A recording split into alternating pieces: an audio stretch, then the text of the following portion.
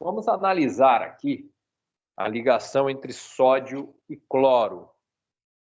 A primeira coisa que se faz é descobrir-se quantos elétrons cada um tem na sua camada de valência, na sua última camada. O sódio tem 1, o cloro tem 7. O número de elétrons da última camada, como é que você faz para descobrir? Você olha o número da família. Então, existe um atalho. Se você olhar o número da família, você consegue saber o número de elétrons da última camada. Então, a partir de agora, você não precisa fazer a distribuição eletrônica inteira. Mais importante é saber quantos elétrons tem na última camada. Quem tem menos do que 4 quer dar todos os elétrons que tem na última camada. Esse cara só tem 1, vai dar 1 elétron. Quem tem mais do que 4 elétrons na última camada quer receber o que falta para completar 8. Portanto, o cloro quer receber 1 elétron.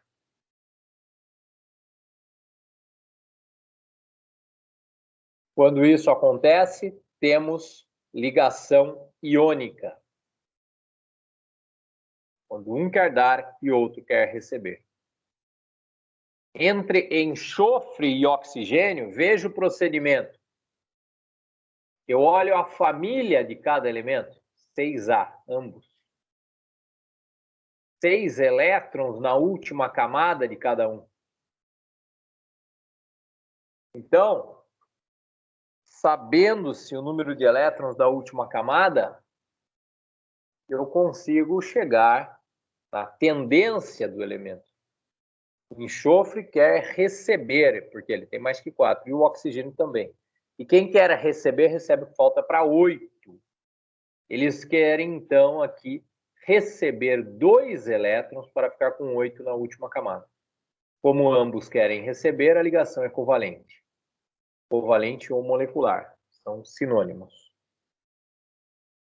Então, o fundamental para que você descubra o tipo de ligação é você saber determinar a tendência de cada átomo. Se você ainda tem dúvidas sobre isso, siga para o vídeo do card que eu estou deixando nesse exato momento aqui. Veja que se o sódio e o enxofre se encontrarem, o sódio quer dar elétrons, o enxofre quer receber, ligação iônica. Veja o que acontece numa ligação iônica. Aquele que dá fica positivo, aquele que recebe fica negativo. Um vira cátion, outro vira ânion. Como o enxofre quer receber 2 elétrons, são necessários 2 átomos de sódio para ligarem-se com ele. Cada átomo de sódio vira um cátion Na+, e cada átomo de enxofre vira um ânion sulfeto. Olha como é que se escreve isso. Você escreve Na+, S2-. Isso só vai acontecer na ligação iônica. Na ligação molecular, ninguém fica com carga positiva e negativa. Mas aqui há uma ordem. Primeiro o cátion, depois o ânion na fórmula. O ânion deve ser escrito entre colchetes. Dentro dele, coloque 8 elétrons, 8 pontos, de 2 em 2. O enxofre recebeu 2 elétrons, portanto, ficou com 2 cargas negativas. O sódio, que deu o elétron, ficou com uma carga positiva. Olha, 2 átomos de sódio estão envolvidos nessa ligação. Por isso que a fórmula fica Na2S. Há uma maneira simplificada de se dar a fórmula de um composto iônico, e essa maneira é escrever simplesmente Na2S. Quando você escreve apenas os elementos envolvidos e a quantidade com que cada um entrou em ligação, essa fórmula mais simples é conhecida como íon-fórmula. Nos compostos moleculares, ela é chamada de fórmula molecular. Mas aqui é um composto iônico. Você não pode chamar um composto iônico a sua fórmula de fórmula molecular. Por isso eu chamo de íon-fórmula. Entre o sódio e o enxofre, a ligação é iônica, lembre-se, porque o sódio quer dar, o enxofre quer receber. Lembre-se que a fórmula dos colchetes é conhecida como fórmula eletrônica. Só vai colchete no ânion. A fórmulazinha mais simples é a íon-fórmula. O que aconteceria se o hidrogênio se ligasse com o enxofre? Repare que neste caso, o hidrogênio ele só tem um elétron, mas ele não é o cara que quer dar um elétron. É necessário que você perceba, fique atento, que o hidrogênio é uma exceção. Normalmente, quem tem um quer dar, mas ele quer receber um. Por quê? Assim ele fica com 2 elétrons na camada K, que é a única camada que ele possui.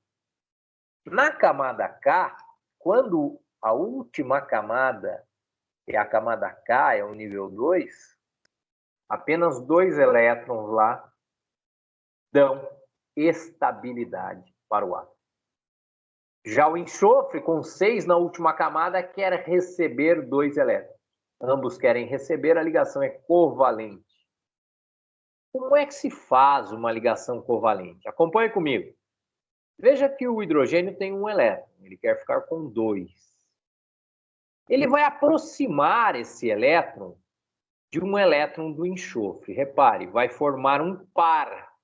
Esse par vai pertencer a ambos. O hidrogênio vai ficar com 2 e o enxofre, no momento em que esse elétron do hidrogênio se aproximar, ele fica com 7 elétrons, mas ele ainda quer mais um, ele quer ficar com 8. Por isso, mais um hidrogênio aparece do outro lado, fazendo mais uma ligação covalente.